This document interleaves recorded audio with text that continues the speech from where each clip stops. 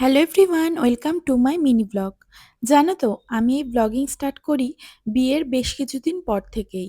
ইউটিউবে আমার একটা ছোট্ট চ্যানেল ছিল, সেখানেই আমি প্রত্যেক দিন ব্লগ ভিডিও পোস্ট করতাম।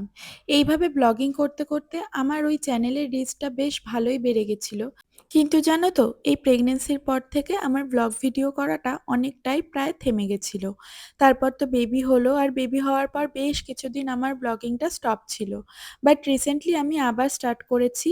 আর এই ফেসবুকে পেজটা আমি একদমই নতুন খুলেছি। এখানে নতুন ব্লগ ভিডিও পোস্ট করছি, আর ইউটিউবে ওই চ্যানেলটা তো আছেই। অ্যাকচুয়ালি ব্লগিং করতে না আমার ভীষণ ভালো লাগে, তাই আর বেশি দিন স্টপ দিয়ে থাকতে পারলাম না। আজকে সকালবেলা ঘুম থেকে উঠে সব কাজ কমপ্লিট করে স্নান করে আংশুকে খাইয়ে দুপুরবেলা লাঞ্চ সেরে একটু রেস্ট করেছিলাম, আর বিকালবেলা উঠে ওয়েদারটা দেখলাম বেশ ভালো আছে। তাই আজকে একটু পাস্তা বানালাম। পাস্তাটা আজকে নিজের জন্যই বানাচ্ছি। ওই সিম্পলভাবেই আমি পাস্তা বানাই, একটু ডিম দিয়ে।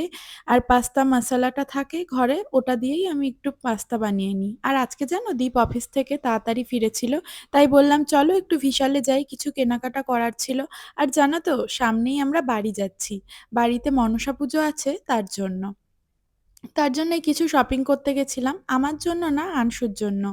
আনশুর গরমে পড়ার কিছু গেঞ্জি নিলাম, আর একটা ডাইপার নেওয়ার ছিল ওর জন্য, আর ওর একটা জলের বোতলও নেওয়ার ছিল। ব্যাস, আমাদের শপিং করা কমপ্লিট। এবার যাব বিল করতে। তোমাদের যদি ভিডিওটা ভালো লাগে একটা লাইক করে দিও। চলো টাটা।